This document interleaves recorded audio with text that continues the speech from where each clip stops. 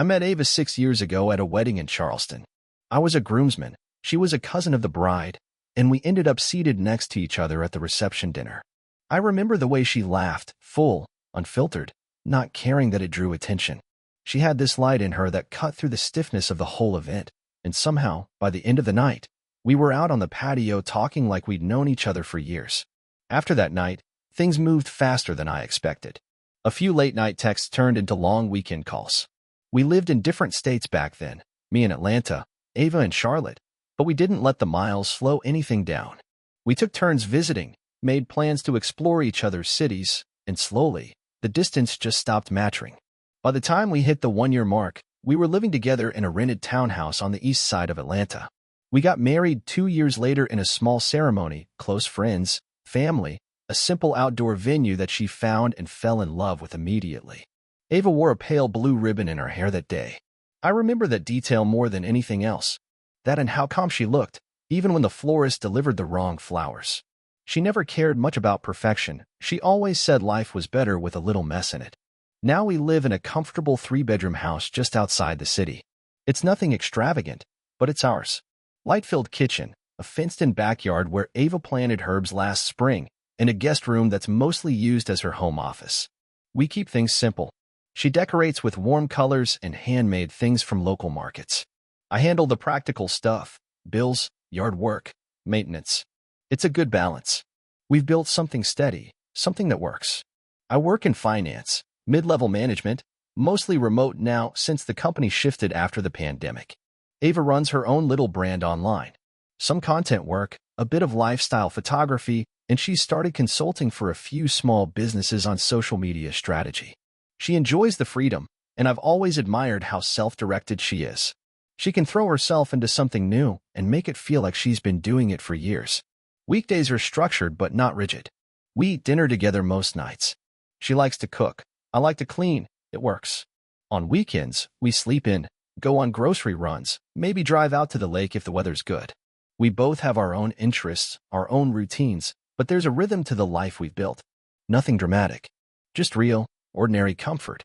Looking around most days, I feel like we've settled into something solid. Not flashy, not Instagram perfect, but something lasting. Something we both chose. And that felt like enough. Life with Ava settled into a rhythm that was easy to appreciate, even if it wasn't glamorous.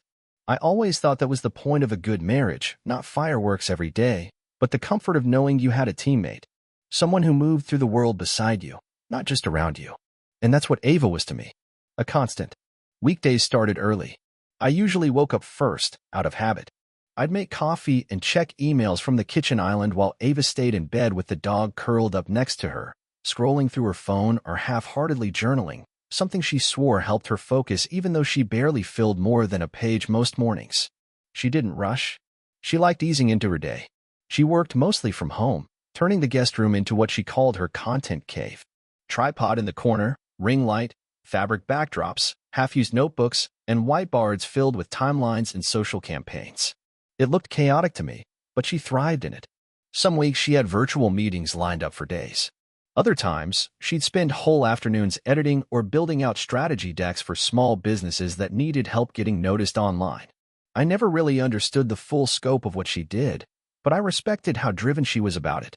I worked from the spare desk in our bedroom, taking Zoom calls, running analytics, handling the same type of budgeting work I'd been doing for years. It wasn't exciting, but it was steady. And it gave us the kind of life we wanted, one where we could afford takeout on lazy nights, a weekend getaway here and there, and the occasional spontaneous splurge, like when Ava bought us an espresso machine after trying one at a friend's place. She was impulsive like that sometimes, always with charm. We shared meals almost every night, either home-cooked or ordered in. Ava liked experimenting with new recipes. Some nights it was spicy noodles or sheet pan dinners she saw on TikTok. I handled cleanup while she wandered back and forth between the kitchen and living room with a glass of wine, half listening to whatever podcast was playing from the speaker. Those evenings felt like little rituals: music, good food, soft lighting, two people moving around each other without effort. Weekends were slower. We'd sleep in, make breakfast together, pancakes or eggs if she was in the mood, cereal if we were lazy. Sometimes we'd take the dog to the park. Sometimes we'd just stay in and do our own thing. I'd read, catch up on a game, or fix something around the house. She'd be editing photos, FaceTiming friends, or working on some content project she was excited about. We didn't need to fill every moment with conversation. Being in the same room was often enough. And I really did think we were happy. We'd joke about the quirks we each brought to the table, how I was overly structured and she was constantly winging it. We had inside references, shared playlists, a wall in the hallway with black and white photos from trips we took: New York, Denver, Austin. I passed it every day without thinking twice. Back then, there wasn't a single part of me that believed our life was anything but real. I was all in, and I thought she was too. Ava and I didn't have one of those loud, whirlwind relationships that burns fast and fizzles out. What we had was built steadily, piece by piece. It felt like a partnership, a real one. And that kind of connection, when it's working, doesn't give you any reason to doubt it. That's what made it so easy to trust her completely. I didn't think I was doing anything brave or naive. I just loved her, and she made it feel safe too. We had our traditions. Friday nights were usually our time, no matter how busy the week had been. We'd pick a movie, open a bottle of wine, and just be together. Sometimes we'd cook something new and talk through the recipe while we chopped and stirred side by side. Other times we'd just order pizza and let the week melt off us in silence. Those were the nights I looked forward to most, not because anything grand happened, but because it reminded me that home wasn't a place, it was her. She was thoughtful in all the little ways. She'd leave sticky notes on my laptop when I had early meetings, dumb little things like "don't forget your brain" or "you're going to crush this." She remembered what snacks I liked without me having to say it. If I had a stressful week, she'd find some way to turn the weekend into a reset, a hike, a last-minute drive to a cabin, or just lighting candles and making the living room feel like a hotel lounge. It always felt like she saw me. Not just the surface stuff, what I do, how I act, but me. We talked about having kids. Not in a rushed way, just in that maybe in a couple years tone couples use when they're imagining a life ahead of the one they're in. We both agreed we wanted to wait a bit, enjoy this phase, grow our careers, maybe travel more. She even had a list of places she wanted to see: Lisbon, Kyoto, Iceland. It became a running joke between us that we'd probably retire before we made it through half of them. I never questioned we'd go, eventually. Even our arguments were measured, never cruel, never crossing lines. We had one a few months ago about money, about how much she was reinvesting into her projects versus saving, but it wasn't a blow-up. We talked it out. She explained her goals. I adjusted mine. That's what we did. We listened to each other. We figured things out. At least, that's what I believed we were doing. She had a bright, social energy, people liked her, and she liked being liked. But she wasn't over the top. She didn't need the spotlight. She just knew how to make people feel comfortable, like they'd known her forever. She was the kind of person who could charm your parents at dinner and have your friends texting you the next day to say, "She's a keeper." And I believed it. I believed in her. I thought I knew who I married. It started with one of those seemingly innocent conversations. A quiet evening, both of us in sweatpants on the couch, a movie paused halfway through, the kind of night that didn't feel like it would change anything. Ava muted the TV and said, "Can we talk about something without it turning into a big thing?" I said sure, without thinking. She hesitated, pulled her knees up on the couch, and stared at the floor like she was choosing her words carefully. Then she said, "I've been reading a lot lately about open relationships, about how people keep their marriage strong by not expecting one person to meet every need." I didn't say anything at first. I wasn't even sure I understood what she was getting at. "You mean, like, emotionally?" I asked. She shook her head. "I mean physically, sexually, exploring things with other people, but with honesty, together, safely." I stared at her. "Are you saying you want to sleep with other people?" She didn't flinch. "I'm saying I've been thinking about what it means to commit to someone long-term, and how maybe traditional marriage doesn't work for everyone. Maybe we don't need to follow every rule just because that's what people do." It wasn't a fight. Not yet. But I could feel something pull tight in my chest. We talked about things like freedom, individuality, making room for growth, but never like this. Never anything that redefined the core of what we had. I told her no. Not out of anger. Just certainty. That's not something I want. I don't think I could handle that. I don't think I'd be okay with it. She nodded slowly, lips pressed tight. "Okay," she said, too easily. "I just thought it was worth talking about." We didn't argue. The conversation ended, the movie stayed paused, and eventually we went to bed. But everything was different after that. Over the next few weeks, I noticed a change in her energy. She was still affectionate, still laughing at the same jokes, still sharing meals with me, but there was a distance, like her attention was pointed elsewhere. She spent more time in her office, kept her phone closer. She had more late-night projects, more vague client calls that required her to step out or take this somewhere quieter. I chalked it up to lingering awkwardness, to her being disappointed in my answer. But a voice in the back of my mind started to whisper. Something about how calm she'd been when I said no. Something about how quickly she moved on. I didn't press. I trusted her. Or at least, I thought I did.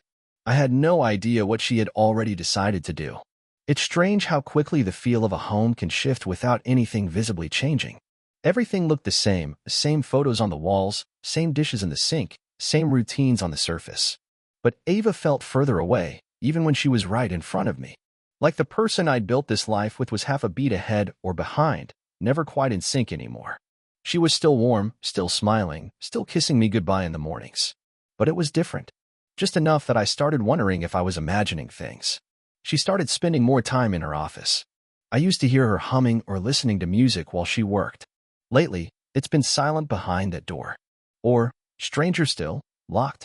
She never used to lock it. When I asked about it once, she said she was recording a brand video and didn't want the dog running in or any background noise. It made sense, I guess. But she said it too quickly, like she'd rehearsed it. She also started showering at odd times. Late at night, sometimes twice a day. She said it helped her unwind. I didn't push. But one night, she came out of the shower and her phone buzzed. She glanced at it, screened down, and left the room. I don't know why that detail stuck with me, but it did. Not the notification, just the way she didn't want me to see it, even accidentally. Her schedule changed, too. She was busier, more client meetings, more quick errands that left her out for hours. I asked if anything had shifted with her projects, and she said, "Things are just picking up." Again, it sounded reasonable, but I didn't know who she was working with anymore.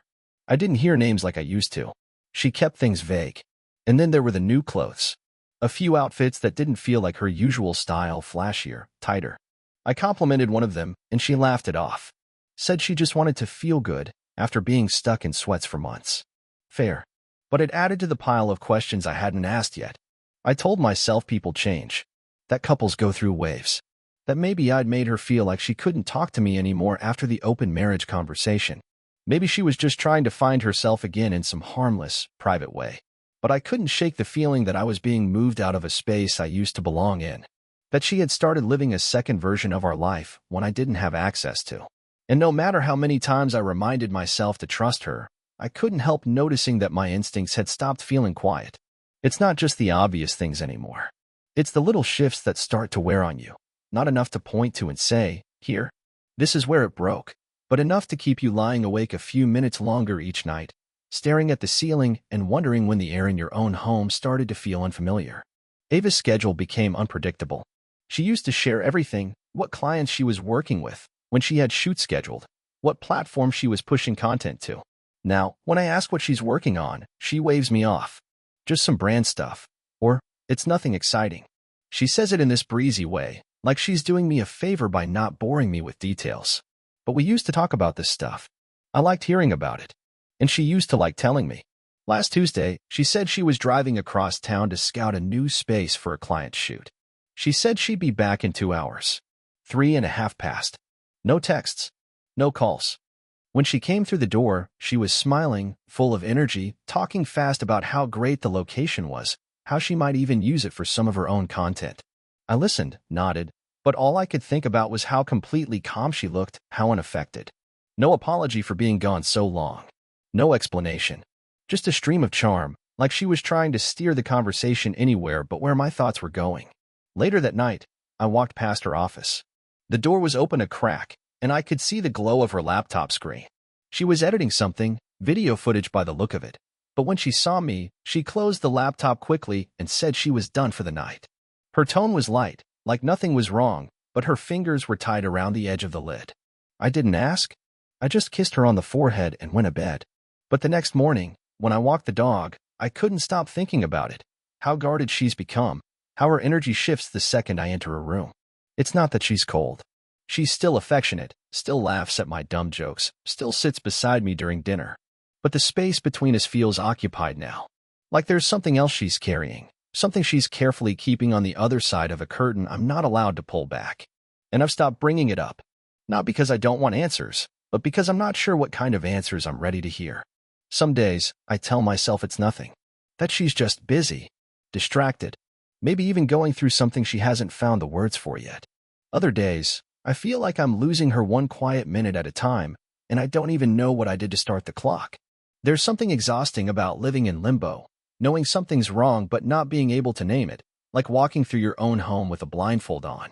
You learn to navigate it, but every now and then, you stub your toe against something that wasn't there before. Something's changed, and the more I pretend otherwise, the heavier it gets. Ava's behavior hasn't shifted in any single dramatic way. It's just distant, controlled. She's still warm when she wants to be, still affectionate in measured doses. But she no longer feels fully present, like she's rationing parts of herself between me and somewhere else I can't see. Last Saturday was our anniversary, 5 years. I made dinner at home, set the table, even lit candles, trying to recreate a version of us that used to feel effortless. She seemed touched in her way. She thanked me, gave me a gift, a framed photo from a trip we took to the coast 2 years ago. It was thoughtful, sweet, even. But as we sat across from each other eating the pasta I made, I couldn't shake the sense that she was acting. Like she was performing the part of a grateful wife rather than just being one. When I looked at her, I didn't feel close. I felt like an audience member, clapping at the right moments while something else played out behind the curtain. Later that night, I offered to watch one of our old favorite movies together. She smiled, said she was tired, and went to bed early. I stayed up, scrolling my phone, sipping a drink I didn't really want. And then I caught myself wondering, not if she was cheating, but if I even knew who she was anymore. That question scared me more than anything. The next day, she left for what she said was a content shoot. I watched her pack a small bag, extra outfits, a second pair of shoes, makeup. It all looked so normal. She even kissed me goodbye like she always had. But once the door closed, the house felt wrong. Off balance. Like whatever version of Ava I just said goodbye to wasn't really her anymore. I tried to distract myself. Did laundry, answered emails, took the dog on a longer walk than usual. But even with the noise of the day, my mind kept returning to the same place, wondering who she's talking to, what she's filming, what kind of life she's living when I'm not watching. I want to believe in her. I want to believe in us. But I can feel the walls closing in. Not from something she's said, but from everything she hasn't. And at this point, I'm not sure if I'm bracing for impact or waiting for confirmation that I've already been hit. It happened on a Thursday night, the kind where I had nothing to do and too much time to think. Ava had gone out earlier that evening, said she was grabbing drinks with a few women from her content creator group. I nodded, said, "Have fun," and went back to scrolling the way you do when you're avoiding the weight in your chest. I don't know what made me go down the rabbit hole I did. Maybe it was boredom. Maybe it was something deeper. I was watching a video on home renovation when I got served a recommendation from a different corner of the internet entirely. It was one of those amateur-looking thumbnails, nothing flashy, just a room that looked vaguely familiar. I almost scrolled past. Almost. But something about the background stopped me. It was the carpet, the chair, a soft, round light in the corner of the shot. All things I'd seen in Ava's home office. My stomach turned as my finger hovered over the screen. I tapped it. The video loaded slowly. For the first few seconds, I wasn't even sure what I was watching. It was Ava. There was no mistaking it. She was alone at first, smiling at the camera, doing something I didn't fully understand. Then someone else entered the frame. A man. His face wasn't clear, but that didn't matter. What mattered was everything else. Her voice, her movements, the sound of her laughing, the way she looked completely, utterly comfortable. Like this was a version of her I'd never been allowed to know. And then I saw it, her username. Not her real name. A fake, polished persona. But I recognized the little details she always left in her branding. The fonts, the symbols, the subtle use of color. This wasn't a one-off video. It was a page, an account, a full-fledged presence on a platform I'd never thought she'd be anywhere near. There were dozens of videos. Dozens. Some with masks, some without. Some that had been posted recently within the last few days. All monetized. All public. I closed the screen like it burned. My hands were shaking. My mind refused to connect the pieces. I'd been living with her, loving her, sharing my home, my dinners, My life with someone who had been building an entirely separate identity online. Not just cheating, but performing it, broadcasting it, making money from it. I opened her laptop when she got home later that night, after she fell asleep. It wasn't even password protected. Everything was there: her browser history, her platform logins, payment records. The number at the top of her earnings dashboard, $102,457.82. I stared at it until the screen dimmed. That was the moment I stopped doubting myself. I wasn't overthinking. I wasn't insecure. I'd been lied to. Strategically. Repeatedly. And now, I couldn't unsee it. I didn't wake her. I didn't say a word. I just sat in the dark, the glow of the screen still on my face, trying to figure out what kind of person could live two lives like that, and look me in the eye like nothing was wrong. I didn't confront her that night. I didn't demand answers or wave her secrets in her face. I didn't need to. Because once I saw that video, once I saw her face, her body, her voice, selling something I thought belonged only to us, I understood that no explanation would matter. The betrayal wasn't just in the act. It was in the performance, the smile, the polish, the fact that she had done it repeatedly, intentionally, and monetized every second of it. Ava wasn't having an affair. She was building an entirely separate life, funding it with strangers, and filming it under my roof. In my home. The same home where she made dinner with me, curled up on the couch beside me, kissed me goodnight while she counted clicks on another screen. By morning, I knew exactly what I was going to do. I waited for her to leave, calm and collected, watching her walk out the door like it was any other Thursday. She said she'd be gone for a shoot, might be late, and gave me a distracted kiss on the cheek. I nodded, smiled, shut the door behind her, and then I locked it. First, I went straight to her laptop. She'd been too confident, too careless. Everything was still logged in. I found the platform she used, the back end of her account, the payouts and messages and comment threads. It wasn't just a hobby, it was a business. Organized, lucrative, disgusting. I scrolled through the payment records, page after page of transaction history, and there it was, $102,457.82, tucked away in a linked wallet. She never mentioned a dollar of it. Never once suggested she was earning anything significant. Not even when we discussed finances just 2 weeks ago. She was hoarding it, hiding it, all while living under the same roof as me. So I took it. Every cent. I funneled it through our joint account first, then moved it again into a separate account in my name only. I didn't feel guilty. I didn't hesitate. That money had been made in my house, with my time, with the trust one gave her. She filmed her lies on furniture I paid for, in clothes I folded, using utilities I kept running. That money wasn't hers. Not anymore. Then I started packing her things. Slowly, methodically. Her drawers. Her closet. Her camera gear. All of it into boxes that I stacked neatly by the front door. I didn't damage a single thing. I wanted it all intact, perfectly organized, so she would see how controlled I was, how intentional this was. I left her laptop on the desk, unlocked, with one of her own videos paused mid-frame. A message was typed on the screen in a document I knew she'd open. I saw everything. I took everything. You're not coming back. But I wasn't finished yet. I drove across town to Mia's apartment. We'd been circling something for a while, harmless, subtle, unspoken. But now I didn't need restraint. I told her what had happened. Not everything. Just enough. She looked at me for a long moment, then let me in. We didn't talk much after that. I didn't do it to hurt Ava. I did it to remind myself I wasn't broken. That I could still be wanted. That I still had choices. When I got home, I sent Ava the video. Just a few seconds. Not graphic. Just me walking out of Mia's bedroom, fully dressed, calm, clear. A man who had nothing left to lose, and nothing more to hide. Attached was one final message. I know. I took it all. Don't come back. Then I blocked her. The calls started within the hour. Dozens. Then texts. Then voice messages full of panic, tears, outrage, apologies. She came back later that night, pounding on the door, screaming my name, begging me to let her in. She said she could explain. That it wasn't what I thought. That we could still fix it. I didn't open the door. I didn't say a word. I just turned off the porch light and sat in the living room, quiet and still, as her voice faded into the dark. For the first time in a long time, I felt peace. Not revenge. Not satisfaction. Just peace. And silence. The days after I locked her out were quiet. Not the awkward silence of a strained relationship, but the kind that feels earned. Restorative. The kind of silence where nothing is expected of you, and no one is lying just inches away. I'd forgotten what that felt like. How freeing it is to wake up and not brace for something, to not skim body language or wait for the tension behind small talk to rise again. I could finally sit in my own home and know that everything I saw, everything I touched, was mine. Undistorted. Honest. I spent those first few days putting the house back in order.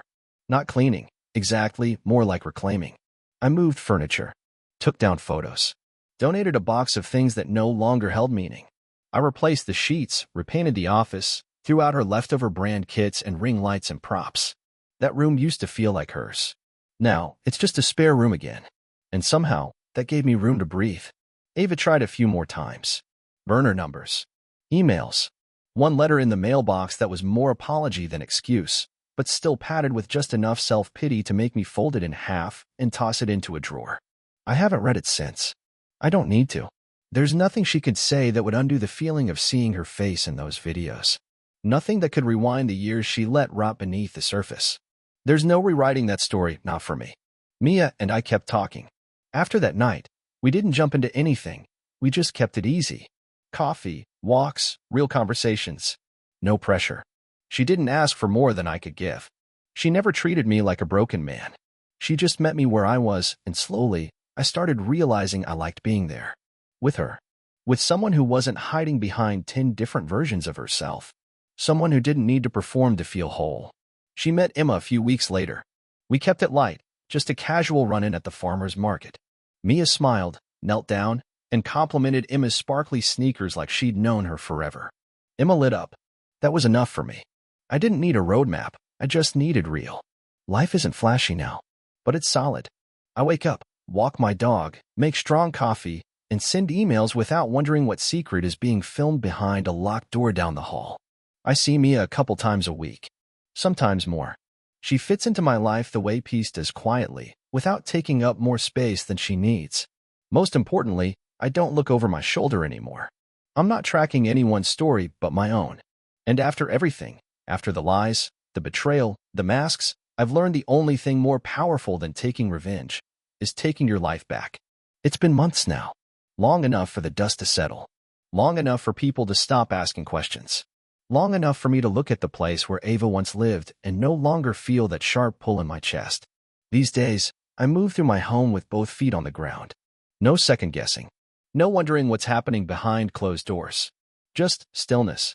That might sound simple. But after what I lived through, stillness is everything. I've come to understand something I didn't back then.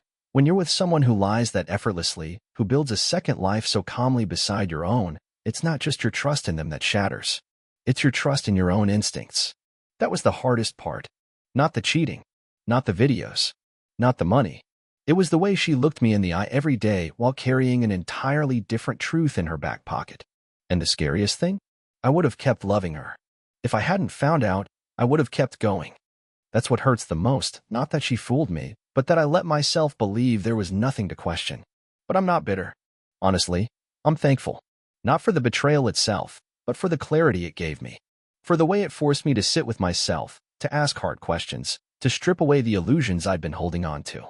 In losing her, I found something else, a version of me that doesn't tolerate secrecy, that doesn't confuse love with blind faith, that knows how to walk away without losing himself in the process.